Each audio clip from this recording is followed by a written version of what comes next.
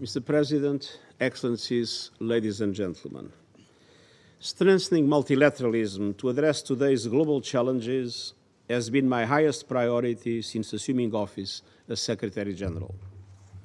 My report on our common agenda and the process it has initiated are aimed above all at reinvigorating multilateralism to deal with today's interconnected threats. Mr. President, even during the darkest periods of the Cold War, collective decision-making and continuous dialogue in the Security Council maintained a functioning, if imperfect, system of collective security. The international system created after the Second World War succeeded in preventing a military conflict between the major powers.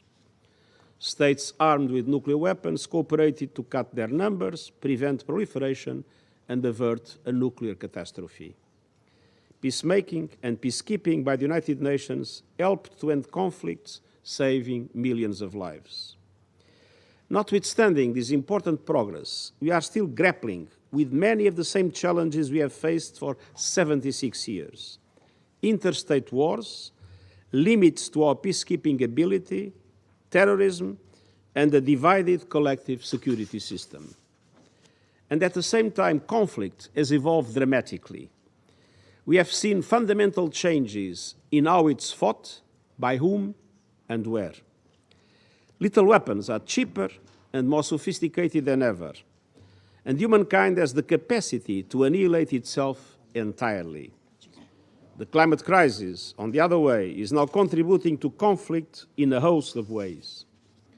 The negative implications of digital technologies are proliferating. Misinformation and hate speech poison democratic debate and fuel social instability. Many elements of modern life are weaponized: cyberspace, supply chains, migration, information, trade and financial services, and investments. Frameworks for global cooperation have not kept pace with this evolution. Issues quickly become zero-sum and polarizing. Our toolbooks, norms, and approaches need upgrading. Mr. President, the UN 75th Declaration asked me to make concrete recommendations on a broad range of threats on land and at sea, in space and cyberspace. In response, as part of my report on our common agenda, I proposed a new agenda for peace, and I hope to submit this to Member States in 2023. The new agenda for peace will take a long view and a wide lens. It will speak to all Member States and address the full range of new and old security challenges that we face, local, national, regional, and international. It will examine ways to update our existing tools for mediation, peacekeeping, peacebuilding, and counterterrorism. And it will also look at new and emerging threats in less traditional domains, including cyberspace and outer space. The new agenda for peace will recognize the links between many forms of vulnerability, human rights, state fragility, and the outbreak of conflict. It's our opportunity to take stock and to change course. Because business as usual does not mean things will stay the same. In a world where the only certainty is uncertainty, it means things will almost certainly get far worse. The new agenda for peace will aim to address a host of tough questions. It will articulate a vision for the United Nations work in peace and security for a world in transition and a new era of geopolitical competition. It will set out a comprehensive approach to prevention, linking peace, sustainable development, climate action, and food security.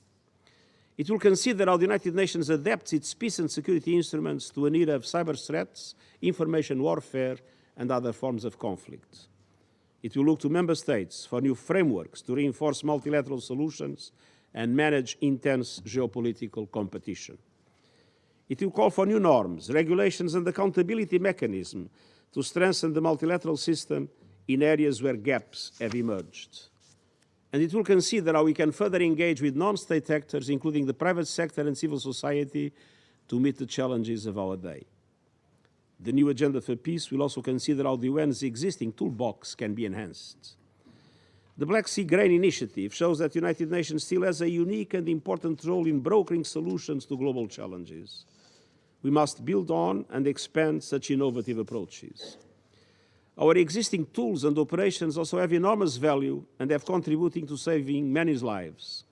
We must do everything we can to invest in them and adapt them to new realities. Where they fail, it is often because they are asked to do the impossible. And I look forward to further discussions with Member States on this important process. Monsieur le Président, préparer l'avenir constitue un défi pour l'ensemble de l'Organisation des Nations Unies. Les États membres s'emploient résolument à faire évoluer les organes intergouvernementaux en fonction des besoins et des réalités d'aujourd'hui, et je me félicite des négociations qui se tiennent à l'Assemblée générale depuis 2008. Une majorité d'États membres ont désormais conscience que le Conseil de sécurité devait être réformé pour refléter les réalités géopolitiques contemporaines. J'espère que les groupes régionaux et les États membres pourront travailler ensemble pour parvenir à un plus grand consensus sur la voie à suivre et sur les modalités de la réforme. L'organisation et moi-même sommes prêts à apporter le soutien nécessaire. Le Conseil tire déjà parti de nouvelles méthodes de travail mises en place, notamment des débats publics et des mécanismes informels visant à renforcer la collaboration avec l'ensemble des États membres de l'ONU. La contribution des organisations des droits des femmes au Conseil a permis de faire avancer notre travail de prévention et de renforcer nos actions en réponse aux conflits en cours. Des consultations ouvertes à un plus large éventail de parties prenantes, notamment aux organisations des droits des femmes et aux personnes touchées par les conflits, les déplacements et les atteintes aux droits humains, ne peuvent qu'être bénéfiques aux travaux, à l'influence et à la crédibilité du Conseil. Je note également les appels des États membres à la revitalisation des travaux de l'Assemblée générale et au renforcement du Conseil économique et social dans le cadre d'un multilatéralisme réformé. L'Assemblée générale a montré qu'elle jouait un rôle précieux en amenant les États membres à examiner les questions inscrites à son ordre du jour. Rien que cette année, elle a adopté de nombreuses résolutions importantes, notamment sur la guerre en Ukraine, le droit à un environnement sain et l'utilisation du veto par les membres de ce Conseil. En ce qui concerne toute décision des États membres visant à rationaliser les pratiques de l'Assemblée générale, résolution, présentation de rapports, fonctionnement des commissions, ou à renforcer les travaux de la semaine de haut niveau de l'Assemblée, le secrétariat se tient prêt à apporter son soutien. S'agissant du Conseil économique et social, le sommet biennal qu'il est proposé d'organiser entre l'ECOSOC, les chefs d'État et de gouvernement du G20, le secrétaire général ainsi que les institutions financières internationales constituerait une étape importante vers une meilleure coordination de la gouvernance mondiale et la création d'un système financier global adapté au monde d'aujourd'hui. Monsieur le Président, le défi à relever est clair.